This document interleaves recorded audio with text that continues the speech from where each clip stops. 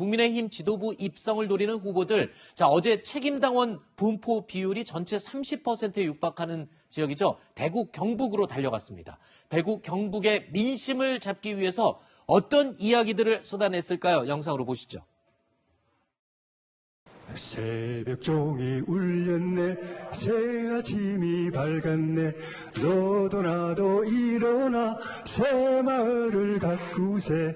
우리나라가 이만큼 잘 살게 된 것은 새마을 운동 덕분입니다. 2.28 민주화 운동, 새마을 운동, 우리나라 산업화와 민주화의 총본산입니다. 지금은 어떻게 되었습니까? 이곳 출신 대통령 두 분이 기약 없이 감옥에 있고, 최고위원에 출마한 이 조혜진 의원은요, 이 새마을운동 노래까지 불렀고요. 당 대표 후보들도 경쟁적으로 고 박정희 전 대통령과 박근혜 전 대통령을 경쟁적으로 소환해내는 모습을 볼 수 있었습니다. 자, 나경원 후보도 대구 경북에서 많은 분들이 좋아할 만한 달콤한 이야기들을 준비해 왔습니다. 들어보시죠. 박정희 대통령님의 통찰력 있는 해안과 그리고 결단력 있는 리더십이 그리워지는 때입니다. 서문시장 갔더니요, 우리 이건희 미술관 유치해달라고 합니다. 확실히 하겠습니다. 박정희 공항으로 이름 붙여서 한번 신속하게 추진하고 싶은데 어떨까요? 사면 애걸하지 않겠습니다. 그러나 반드시 바로 석방될 수 있도록 하겠습니다.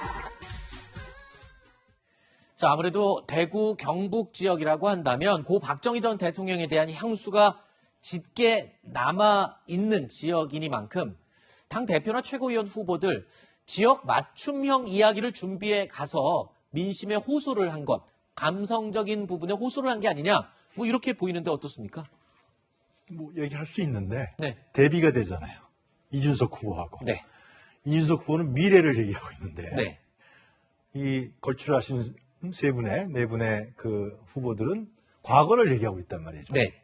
굉장히 대비되어 있는 거죠. 그러니까 박정희 전 대통령은 기념비적으로 그냥 하면 되는 정도 수준이 언제 얘기입니까, 지금? 네.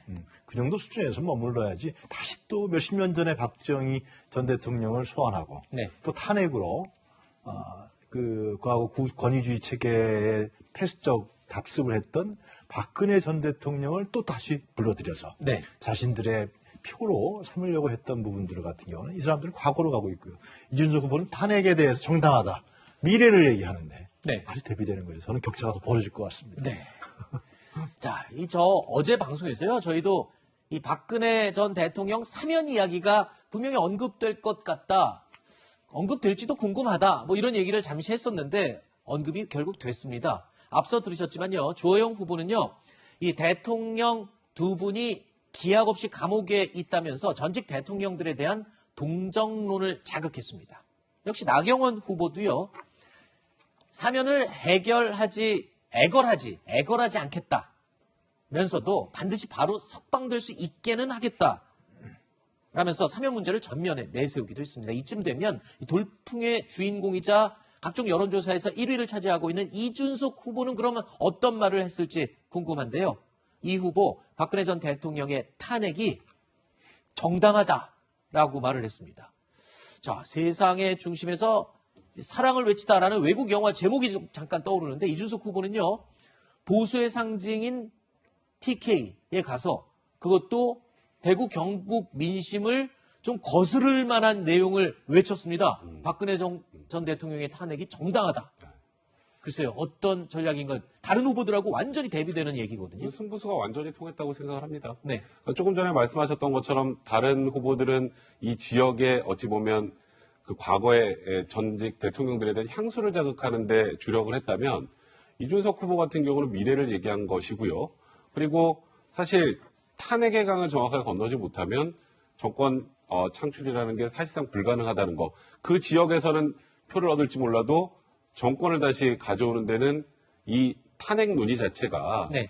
사실 넘어야 될 산이지 않습니까? 네. 그런 부분에 대해서 또 이준석 후보 같은 경우에는 탄핵이 정당하다는 얘기 플러스 또 서운해하실 수 있는 또 이 TK 지역 분들에게 좀 솔깃한 얘기들도 같이 곁들이면서 네. 사실 조금 전에 말씀하셨던 것처럼 너무 많이 다른 후보들하고 대비가 되는 효과가 있었고 네. 그리고 결정적으로 윤석열 총장이 사실 들어오기도 쉽게 만들어주는 거예요. 네. 윤석열 총장 들어오면 맨 먼저 그거 물어볼 것 같지 않습니까? 결국 전직 대통령 감옥에 보냈는데 수사한 어떻게 생각하느냐. 주역이니까요. 거기다 또 당에서 저번에 서병수 의원도 탄핵이 부당하다는 얘기까지 막 나서면서 이거 국민의힘 들어가면 이거 여기에서 이 첫 번째 단추도 어렵겠는데 이런 생각을 했을 텐데 그런 부분들을 해소해주는 효과 저는 일석이조 효과라고 생각합니다. 그 얘기 그 다음에 잠시 후에 저희가 상세히 다시 짚어보겠습니다. 언급 잘해주셨습니다. 자, 그렇다면 어제 이준석 후보가 이 부분에 대해서 어떤 언급을 했는지 직접 목소리로 들어보시죠. 저는 저를 영입한 박근혜 대통령에게 감사합니다. 하지만 저는 제 손으로 탄생에 일조한 박근혜 대통령이 호가호위하는 사람들을 배척하지 못해서 국정농단에 이르는 사태가 발생한 것을 비판했습니다. 그리고 국가가 통치불능의 상태에 빠졌기 때문에 탄핵은 그 시점에 정당했다고 생각합니다. 하지만 저는 대법원 판결까지 치열하게 법리를 다툰 사안이기에 그 판단은 존중합니다. 오직 그 더욱 엄격해진 법리가 문재인 정부와 그 뒤를 따르는 인사들에게도 적용되기를 바랄 뿐입니다.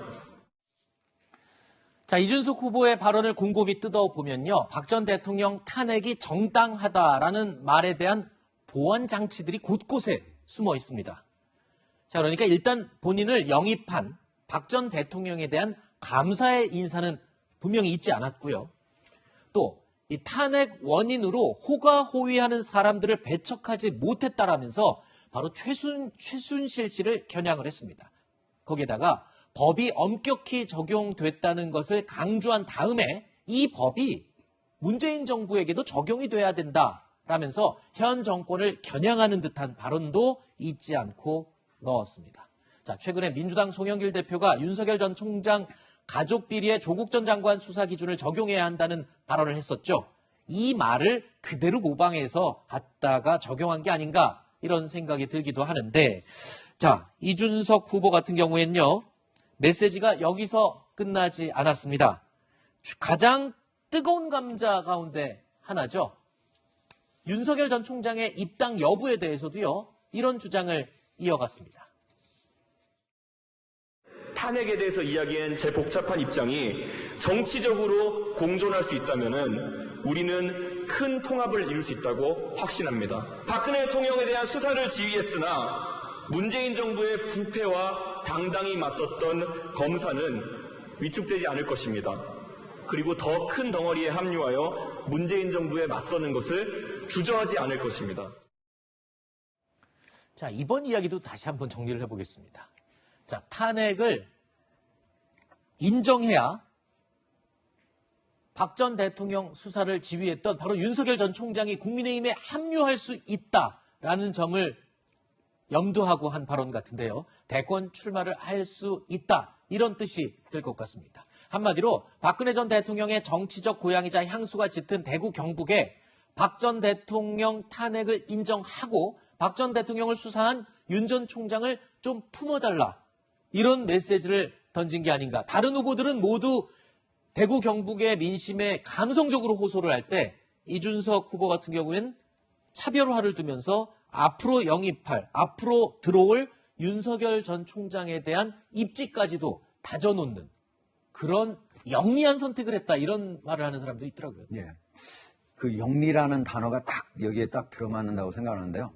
어제 이제 대구에서 각 후보 5명이 8분씩 유세를 했거든요. 네. 근데 대구 같은 경우는 이제 박근혜 대통령의 원래 출신지니까 거기는 뭐 사면에 대한 그 전체 찬성 지지율도 사면을 빨리 요청하자고 하는 지지율도 절반이 넘은 거니까 나머지 4명의 후보는 대부분 지역 감정에 호소하는 유세를 많이 했어요. 네. 그런데 바로 이준석 후보 같은 경우에는 그것과 전혀 다른 약간 다른 그런 얘기를 했는데 저는 3가지 측면이 있었어요. 어떤 측면이 있었냐면은 첫 번째는 자기 자신으로서는 만약에 박근혜 대통령을 사면 그 탄핵을 찬성을 과거에 했었고 지금도 어떨까 그래서 지금도 똑같은 상황에서는 탄핵을 찬성하겠다. 왜? 국정농단 이걸로 나라가 완전 망가졌으니까. 그런데 그럼에도 불구하고 박근혜 대통령이 자기 자신을 정치권으로 끌어온 거잖아요. 발탁한 네. 거잖아요. 그거에 대한 감사한다. 그래서 개인적으로는 자기 자신이 배신하지 않는 정치인이라고 하는 걸 보여준 거예요. 네. 그리고 두 번째는 뭐냐면요. 사실은 어떻게 해가지고 다음에 정권 재창출할 것인가. 이거에 대해서 이준석 후보가 당대표 되면 다들 불안하다고 한 거였거든요. 그런데 뭐라고 했느냐. 탄핵을 찬성한 사람도 있고 국민의힘 안에는 반대한 사람도 있습니다. 네. 근데 그 사람들이 만약에 통합으로 하나로 뭉치지 않는다면 어떻게 돼요? 지금 밖에 있는 사람은 더욱더 들어올 수 없는 상황 아니겠습니까? 네. 그죠? 특히 윤석열 총장 같은 경우는 어떻게 들어오겠습니까? 그래서 자기 자신이 이렇게 해서 정권 재창출을 할 수 있는 통합을 이룰 수 있는 그런 사람이기도 하다라고 하는 것을 하면서 마지막으로 다른 사람하고 차별화를 해가지고 네. 은근히 속에 공격을 넣은 거예요. 일석삼조를 노린 그런 연설이라고 얘기할 수가 있습니다. 네. 자, 저희가 앞서 여론조사로도 봤지만 예비 경선 이후에도요, 이준석 돌풍 현상은 계속되는 것으로 분석이 되고 있습니다. 이에 대해서 중진 의원들의 견제 역시 격렬해지고 있습니다. 설 익은 밥솥 뚜껑 여는 그런 리더십이 아니라 안정적 리더십이 필요합니다. 많은 중진 의원님들 계십니다. 훌륭하십니다. 그러나 밖에서는 재미로 부는, 놀이로 부는 이 거센 바람을 우리는 이겨야 합니다. 우리 당에 불러온 활기, 전당대회 흥행 참 고마운 일입니다. 우리 당 수용해야 됩니다. 하지만 딱 거기까지입니다. 그 바람이 간판을 떨어뜨리고 유리창에 깨는 바람이 되면 대선이라는 큰 선거를 앞두고 우리 어떻게 헤쳐나갈 겁니까? 자, 일단은 흥행에는 어느 정도 성공한 것으로 보이는 이 국민의힘 당대표 선거. 글쎄요, 앞으로 어떻게 될지 결과 굉장히 흥미진진해지고 있습니다. 지켜보겠습니다.